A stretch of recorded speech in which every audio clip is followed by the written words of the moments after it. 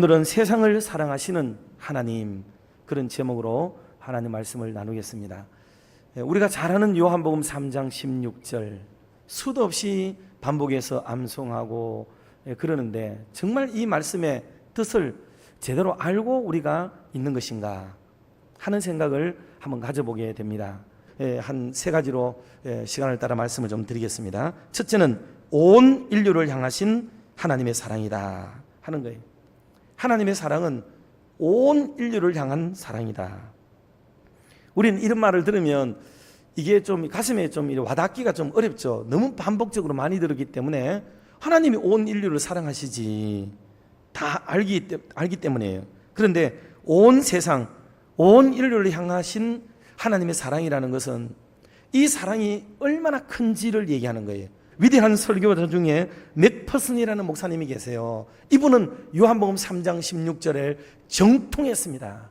자, 그러면 이분은 요한복음 3장 16절에서 말하는 사랑은, 그러면 하나님의 사랑은 어떤 사랑이냐, 정확하게 기독교의 사랑, 특별히 하나님의 사랑이 얼마나 특징 지어지는지를 세 가지로 이렇게 얘기를 했습니다. 첫 번째는 하나님은 사랑스럽지 않은 자도 사랑한다는 거예요.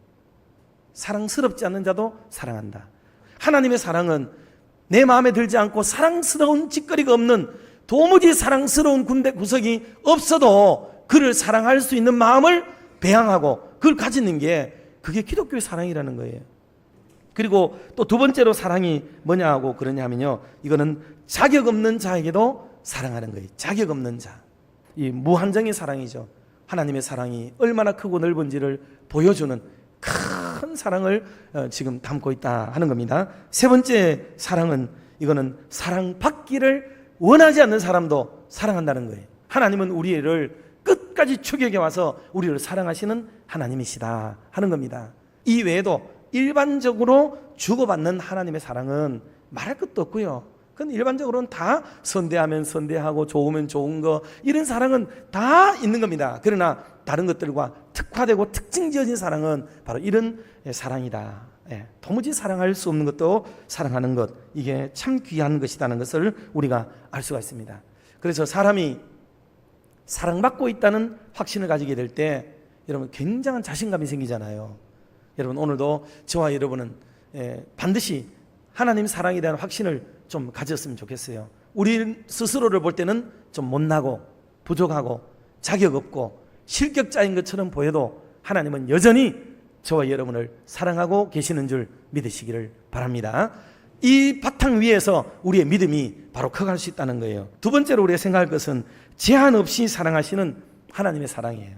하나님의 사랑이 제한이 없다는 거예요. 제한. 그런데 이 제한이 없다는 말 속에는 뭐가 있느냐면 하나님이 사랑을 선물로 주셨다는 말이 있어요. 로마서 6장 23절 말씀을 같이 한번 합독해 봅시다. 죄의 싹은 사망이요 하나님의 은사는 그리스도 예수 우리 주 안에 있는 영생이니라. 아멘. 하나님이 우리를 사랑했다. 그러니 하나님이 예수님의 사랑, 하나님의 사랑을 우리에게 얘기할 때에 성경은 뭐라고 얘기하냐면 우리에게는 영생이 있다. 그리고 내가 곧 생명의 떡이다. 나를 먹는 사람은 굶주리지 않는다. 나를 마시는 자는 목마르지 않는다 라고 계속해서 얘기를 해요. 예수님이 신약에 오면은 영생에 대한 개념이 조금 발전됩니다. 이게 개진이 돼요. 그래서 쉽게 끊어서 얘기하자면 이겁니다. 죽어서 천국 가는 것은 저와 여러분에게 주시는 하나님의 놀라운 영생인 줄로 믿으시기를 바랍니다. 이거는 분명한 우리의 구원관이에요. 그러면 그렇게 영생을 보장받은 사람들은 그러면 이 땅에서는 어떻게 사느냐 이 말이에요. 오늘은 그럼 어떻게 살아야 되느냐는 얘기죠. 그게 바로 성경이 소위 말하는 바이탈리티, 그러니 우리에게 생동감이 있고 그리고 생명력을 가진 사람이기 때문에 오늘 우리들은 생명력 있는 삶을 살아야 된다는 것을 얘기를 하고 있는 거예요. 요한복음 20장 22절 말씀도 같이 한번 합독해 보도록 하면 좋겠는데요. 봅시다.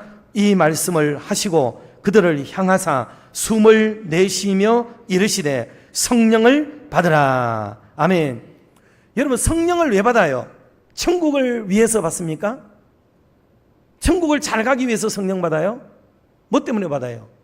성령은 다음 생을 보장받기 위해서 받는 게 아니에요.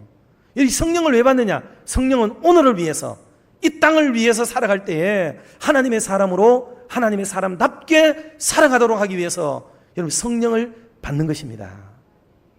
때문에 이 성령을 무슨 다음 생에 천국에 가서 잘 하기 위해서 이미 성령을 받은, 거기는 하나님과 동행하는 삶이에요. 이미 거기는 성부, 성자, 성령이 계시는 곳입니다. 거기는 특별히 성령을 받는 게 아니에요. 이 성령을 왜 받느냐? 그건 오늘을 위해서 받는 거예요. 오늘을 생동감 있게, 생명력 있게 살기 위해서는 이게 필요하다는 거예요. 그래서 예수 믿는 사람이 얼굴과 삶에 활기가 있고 생기가 있는 삶을 살아가야 될 줄로 믿습니다. 세 번째로 우리가 드릴 말씀은요, 멸망시키지 않으시는 하나님의 사랑. 그랬어요. 요한복음의 가장 재미있는 표현 중에 하나가 뭐냐면 멸망시키지 않는다는 거예요. 그리고 영생을 주시는 거죠. 그 멸망시킨다는 말의 의미가 영어 번역에서는요, 이거는 그대로 죽여버린다, 뭐 이런 의미를 가지는, 없애버린다는 뜻을 가지고 있어요. 그런데 그리스어나 이탈리아나 다른 나라의 언어에서는 재밌는 말인데, 이게 뭐냐면 제로로 만들어버린다, 또는 영으로 만들어버린다, 또 무위로 돌려버린다, 무가치하게 만들어버린다 라는 의미를 가지는 단어이기도 해요.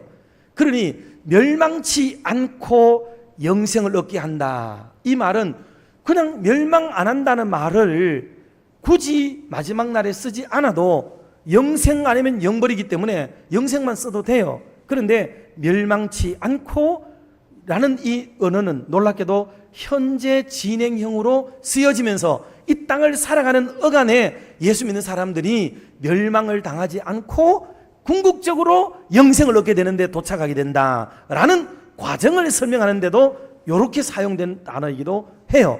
그러니 우리는 이 멸망, 영생, 이 단어가 마지막 날에 딱 심판대에 갈라질 단어로만 여길 게 아니고, 오늘을 살아가는 동안에 예수 믿는 사람들은 그 삶의 가치가 무가치하거나 필요 없는 사람이 되거나 아무 쓸데없는 사람이 되는 게 아니고, 이 땅에도 보람있게 유익되게 쓸모있는 사람으로 살아가게 되면서 마지막 날에는 영생에 동참하게 된다는 뜻으로 이 사용을 하면 이 본문이 더 정확하고 해석이 올바르다고 볼 수가 있습니다. 오늘 성도 여러분, 저와 여러분이 살면서 할 수 있는 게 뭔가 한번 조용히 한번 생각해 보시고, 남은 날 동안에 그리스도의 사랑을 좀 실천하면서 살아가는 저와 여러분의 남은 생애가 되기를 주님의 이름으로 축원합니다.